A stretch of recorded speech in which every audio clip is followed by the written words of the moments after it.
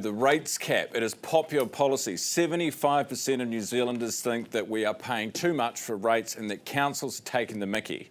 Government comes in with a cap. How do you oppose that? Labor leader Chris Hipkins does. Good morning. Good morning. So how do you do that without looking like you're, aiding and abetting, daylight robbery from councils?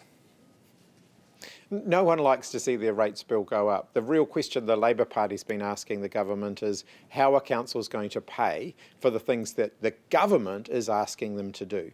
So the government's asking them to fix up their infrastructure, fix up their water, fix the potholes in the roads, make sure they're maintaining the parks and the swimming pools and the libraries and do all of those things. And the government's saying they need to do a better job of those things.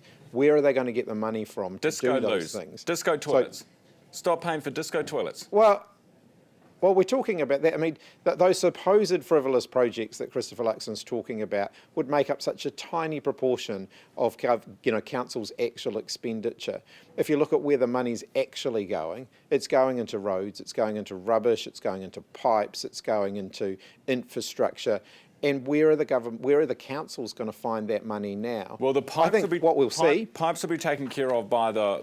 That's separate. It's the water.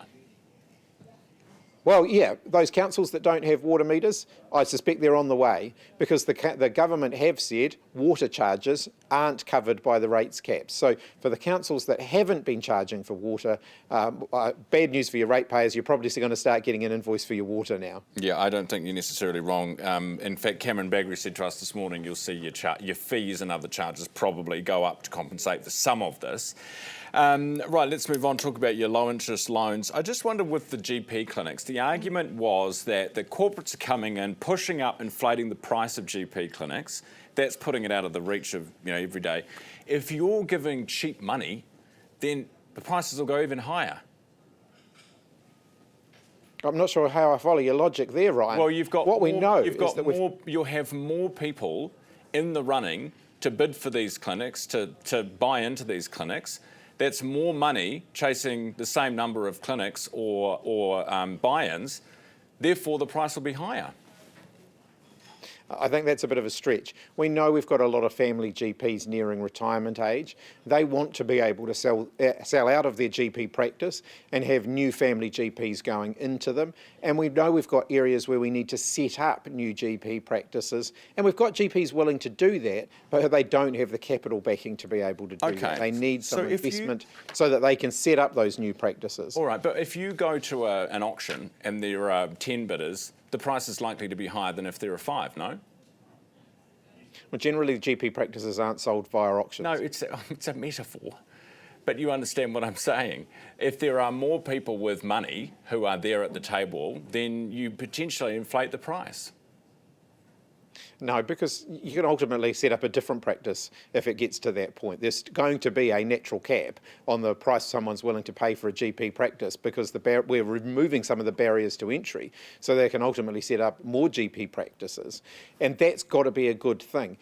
I don't want to see GPs going to your doctor becoming like going to the supermarket where the whole system's locked up by two major, monopolies. We want to see the family doctor, the idea of going to see your family doctor, preserved. Forming a relationship with your family doctor has proven medical benefits, and I want to make sure that more New Zealanders can have that. The automatic union enrollment, big part the unions played in your conference at the weekend. Automatic union enrollment, yes or no? Well, that's something that the CTU are arguing for. We haven't set out our workplace relations policy for the next election. We're going to do that next year, maybe. Along with all of our other policy. We haven't actually gone through the process of looking at that in detail yet. CTU come along to our conference every year. They always ask for something. They're always quite challenging. They don't always get what they want. But, that's the nature of the Labor Party. It's a wonderful thing. I haven't said that. I've said that, we've set out our policy next year. So it's a maybe. We've set out our policy next year. It's a maybe. The pay equity funding, you said that the government's launched a war on women. Are you going to stop the war on women by reinstating the previous scheme? We are going to make sure that women can get pay equity in New Zealand. We are going to make sure that women are not being paid less than men for work of equivalent value. It was a simple question. Are you going to reinstate... That's a simple answer. Well, no, it wasn't. No, it wasn't. Are you going to reinstate Labor's previous scheme, yes or no?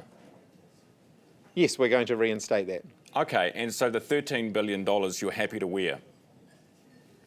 We'll set out how much we think that's going to cost when we release our fiscal plan next year. Do you think the previous estimate's wrong? Well, those estimates always change because, you've got bargaining happening right now for some of the workforces covered by pay equity claims or potentially covered by pay equity claims. So the value of a pay equity settlement can go up or down depending on what happens through the regular bargaining process. And there is always going to be a degree of argument about that. This is a negotiated settlement. All of the pay equity claims are through negotiated settlements.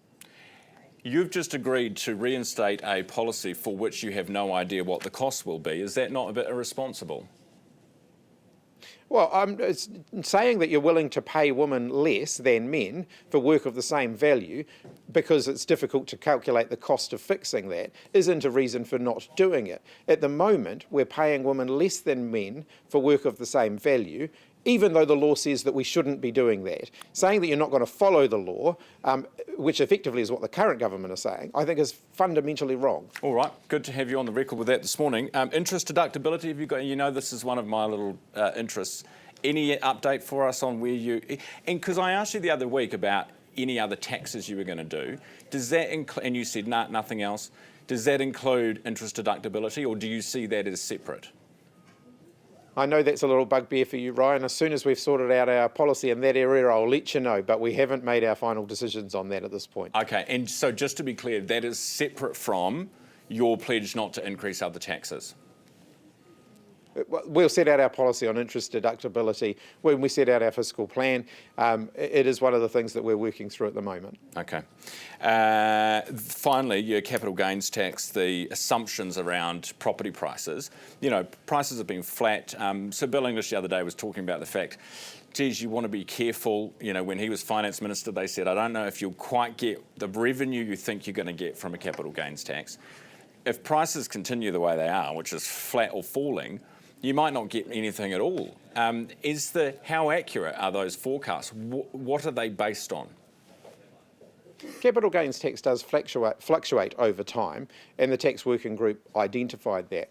They're based on the long-run average of prices, and we've also taken into account that most of the economists and most economic forecasts are expecting property price increases to return to their long-run average. So not the big sugar rush that we saw in the COVID-19 period where house prices were going up well ahead of the long-run average.